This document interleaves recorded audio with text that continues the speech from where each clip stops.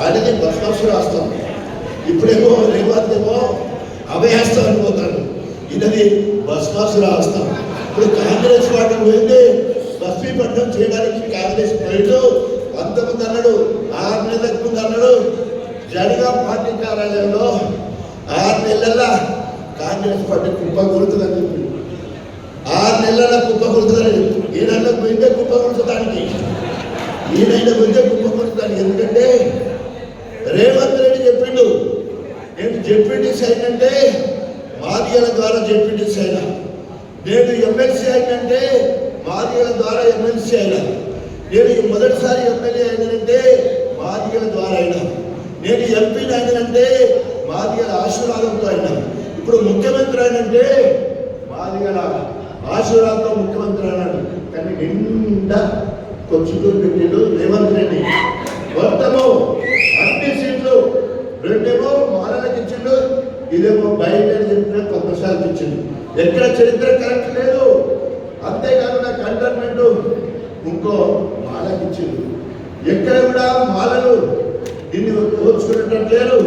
మాదిగలు తరిమిపట్టడానికి సిద్ధంగా ఉన్న ఊళ్ళల్లో మొత్తం తెలంగాణ మాదిగలందరూ ఇలా ఒక్కటైళ్ళు. మీలో ఉత్సాహం ఇవ్వడానికి మాదిగ బిడ్డలు ఎవరైతే ఉన్నారో మన జాతి బిడ్డలు ఊళ్ళో అన్ని వర్గాలకు సేవ చేస్తూ ఉంటాం, అందరి దగ్గరికి పోతుంటాం. ఇగో మాదిగోడికి జరిగిన అవమానం ఇది. మాదిగా మన వాళ్ళందరూ కూడా ఎంత కాంగ్రెస్ లో 55 మంది ఎంపీ టికెట్స్ అప్లై చేసుకున్నారు. పాప మా చెల్లె ఇంద్ర కూడా అప్లై చేసుకున్నది, సాంబయ్య అప్లై చేసుకున్నాడు, పరంజ్యోతి అప్లై చేసుకున్నాడు, పరమేశ్ అప్లై చేసుకున్నాడు, అనేక మంది అప్లై చేసుకున్నాడు. కొంచెం అందరి ఒక్క రాత్రి ఎంత దుర్మార్గము. పార్టీ కోసం పనిచేసిన ఎక్కడ పోయిండు, ప్రభుత్వంలో గతంలో పనిచేసిన వాళ్ళు ఎక్కడ పోయిండు, విద్యావేత్తలందరూ ఎక్కడ పోయిండు. ఏమున్నదో మాయమంత్రం ఏదో ఎంత మోసం చేసిండు కేసీఆర్కు. వీళ్ళందరి మాటలు విని ఇక్కడ ఇచ్చిండు, రిఫార్మ్ ఇచ్చిండు. పెద్ద కేసీఆర్ పెద్ద మూట ఇచ్చిండు, పెద్ద మూట పైసలు ఇచ్చిండు. మళ్ళా కేటీఆర్ దగ్గర పోయి ఏమంటారు, సర్వే రిపోర్ట్ బాగాలేమన్నా మరి పైసలు బాగా నేను గెలుతాను చెప్పేసి చిన్న మూట కోసం కేటీఆర్ దగ్గర పోయి చిన్న మూటకు నొప్పి పెట్టిండు. ఎట్లాగో దయాన్ని ఉంటాడని అంటే దయంగా, ఎందుకంటే పార్లమెంట్ యొక్క ఇన్ఛార్జిగా బాధ్యత కాబట్టి వారికి పెట్టిండు. ఎవరు దొరికితే వాళ్ళకు పెట్టుడే మోసం చేసుడే నమ్మించుడే, అది చరిత్ర. అలాంటి చరిత్ర హీరుడు ఇవాళ పార్లమెంట్ అభ్యర్థిగా కూతురు ఏం చేసిందండి? కూతురు కడియం శ్రేయానికి పుట్టుడే ఘనకార్యమా? కడియం శ్రేయానికి పుట్టుడే ఘనకార్యమా? What is her profile? What is her political experience? What service she did so far to the society or to the party? Which party? Where? ఎక్కడ పనిచేయదు. కడియం బిడ్డ నాకు ఏమైనా సరిపోతా? దయచేసి ఏ పార్టీలో ఉన్నా దళితులందరూ ఒక్కటి కావాలి. మాధవలను ముంచిండు, ఉపకులాలను ముంచిండు. 60 ఏళ్ల కంటే ముంచుతూనే వస్తున్నాడు. ముంచుడే పని.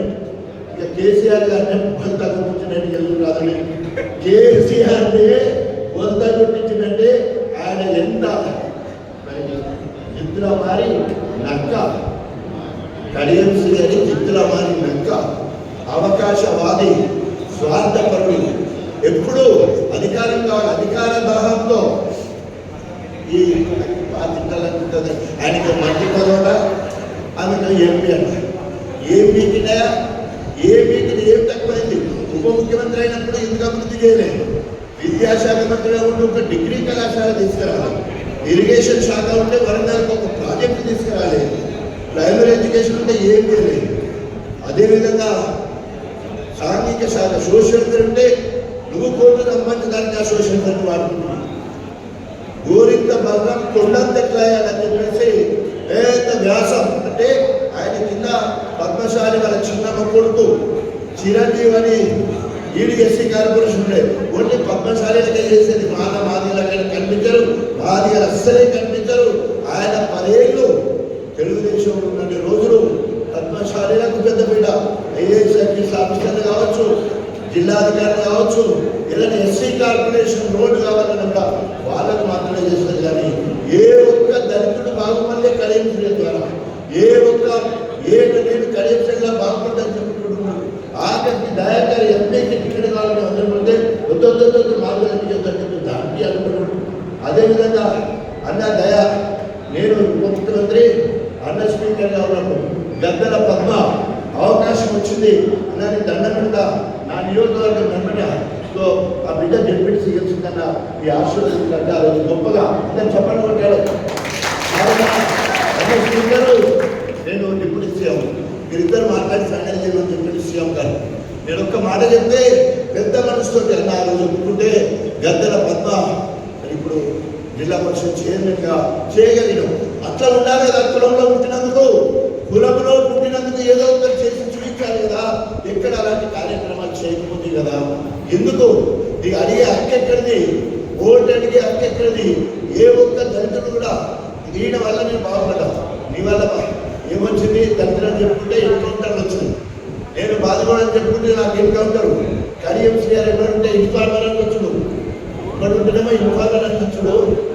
అక్కడ దేశంలో రాణిగారు చెప్పినట్టు పద్మశాలి వాళ్ళంత కథ ఇన్ఫార్మర్ అని దాన్ని జడ్పీటీసీ భర్త పద్మశాలి యాదగిరి ఒక ఆయన మరికొండ ఎవరన్నా ఆయన దగ్గర తింటే అట్లా పోవాల్సిందే, ఆయనకు దూరం తింటే ఇంకైనా పోవాల్సిందే. మొత్తం 10 ఏళ్ళ చేసిన మొత్తం కూడా ఆయన ఖాతాలో ఇట్లా చెప్పుకుంటూ పోతే అనేక రకాలు ఉన్నాయి.